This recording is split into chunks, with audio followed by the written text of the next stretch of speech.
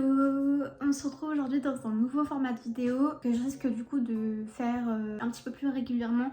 Donc peut-être une fois par mois je ferai ce genre de contenu. Comme vous avez pu voir dans l'intitulé de la vidéo, donc en fait je vais parler des relations toxiques. En tout cas ce sera mon point de vue et je suis pas du tout spécialiste et je suis pas psychologue. Je ne suis rien du tout, mais je vais vous parler vraiment de mon expérience personnelle et de maintenant, avec mes 24 ans, ce que j'en pense, ce que ça en dit sur moi en fait. Parce qu'au fond, si on se retrouve dans des relations toxiques, c'est pas sans raison. Bon, on passe tous par une relation un peu chaotique, mais vraiment quand on accumule le même schéma amoureux en boucle, c'est qu'il y a quelque chose derrière qui fait que... Donc du coup je vais découper la vidéo en plusieurs parties, je pense que je vais y aller assez rapidement et je vais pas surcharger non plus d'informations inutiles. Du coup je vais commencer juste par mon expérience personnelle, donc en tant que victime de ces relations toxiques. Et ensuite donc dans une seconde partie, ce que j'ai pu analyser de moi-même. Et en troisième, peut-être faire juste un petit bilan de ma vie amoureuse actuelle, grosso modo, si parce qu'enfin je m'en suis sortie de ces relations toxiques. Réponse à la fin de la vidéo. Si vous avez n'importe quelle question, vous pouvez du coup m'envoyer des messages en commentaire ou même m'écrire sur Instagram. Du coup je vais juste là ou là.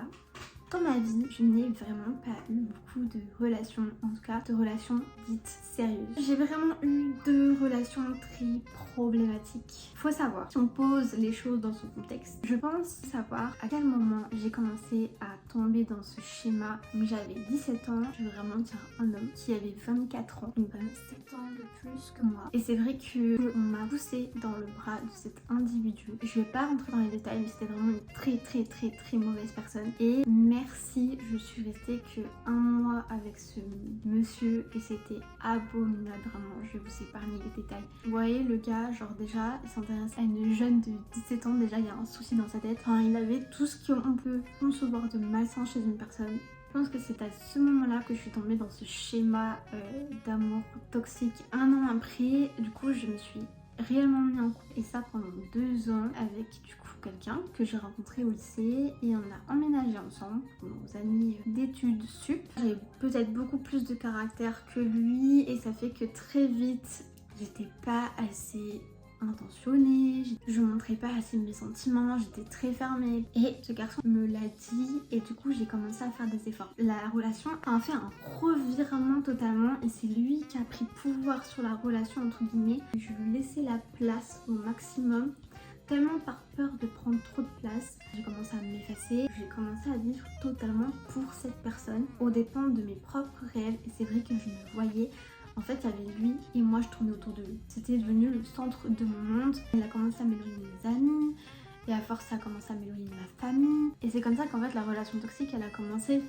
C'est que vraiment, en fait, il m'a isolée. Et ça, je sais pas si c'était conscient parce que, objectivement, c'était pas une mauvaise personne. Il pouvait faire ce qu'il veut, il pouvait voir ses amis quand il voulait. Moi, je l'avais présenté à mes amis. Lui, il m'a jamais présenté à ses amis. Puis au fin de la relation, il a commencé à fréquenter une autre fille en même temps que moi, enfin bref. Et en fait du coup quand la relation s'est arrêtée, bah du coup vu que mon monde c'était lui, bah mon monde s'était fondé.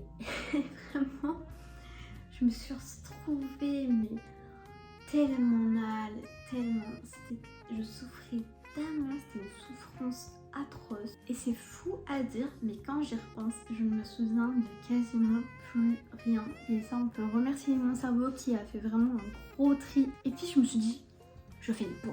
Je veux plus de ce genre de relation amoureuse. Maintenant, je vais trouver un homme bien, qui me traitera bien. Donc en fait, je me suis très vite rendu compte que les hommes bien, les hommes gentils et les hommes qui me traitaient bien, et bah j'aimais pas ça. C'est-à-dire que ça ne m'animait pas, ça ne me stimulait pas, ça m'ennuyait très clairement. Et c'est là que j'ai commencé à me dire, oula, j'ai peut-être vraiment un vrai problème. Donc j'ai été voir une psychologue, voilà, la personne censée que je suis sous la menace d'une de mes amies qui m'a dit ah non, on va voir une psy, là ça va pas du tout.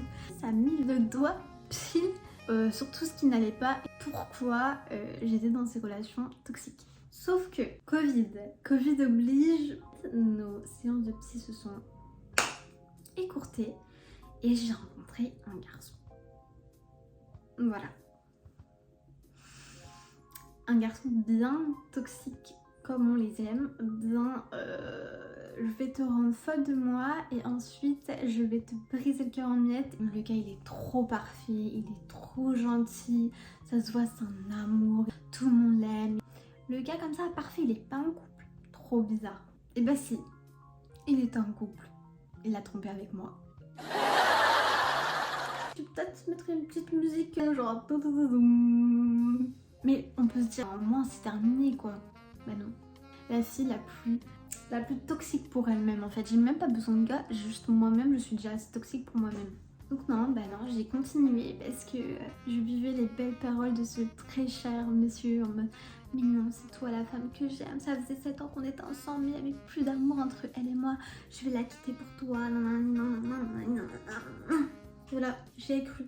Je lui ai donné plein de chance, mais un homme qui trompe, trompera toujours. Sans m'aventurer trop loin, que les hommes qui ne cessent de tromper, soit ils ont un vrai problème et pour ça il faut aller voir juste un psy, ils sont juste gays et c'est pas grave, et juste ils assument et ils se mettent en relation avec des hommes et juste ils me laissent tranquille. Voilà du coup un très court résumé de mes relations toxiques.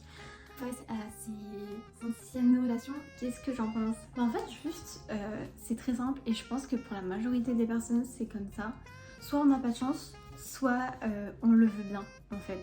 Et je pense que au final c'est ce que je souhaitais. Parce que c'est vrai que quand j'ai commencé à rencontrer des hommes bien, ça ne me plaisait pas parce que c'était trop sain et c'était plus le chaos. Et en fait j'avais besoin de ce chaos pour me sentir bien. J'ai vu plein de filles comme moi ou d'hommes sur les réseaux sociaux en parler. Mais en fait quand vous n'avez connu que le chaos, et je n'ai connu que le chaos quand j'étais enfant, vous vous plaisez dans le chaos plus tard en fait. C'est votre zone de confort. Juste le fait peut-être même de tout le temps chercher des excuses pour créer une dispute, toujours être dans la confrontation, ça aussi ça résulte peut-être d'un passé qui a été traumatisant et un passé dans lequel vous étiez constamment dans un chaos. Les solutions, je ne sais pas. Aujourd'hui, maintenant, à mes 24 ans, je ne saurais pas vous dire. Mais je pense que la meilleure chose, c'est de voir un professionnel qui puisse vous aider et surtout que vous l'entendiez en fait, que ce n'est pas sans raison, que vous n'êtes pas folle.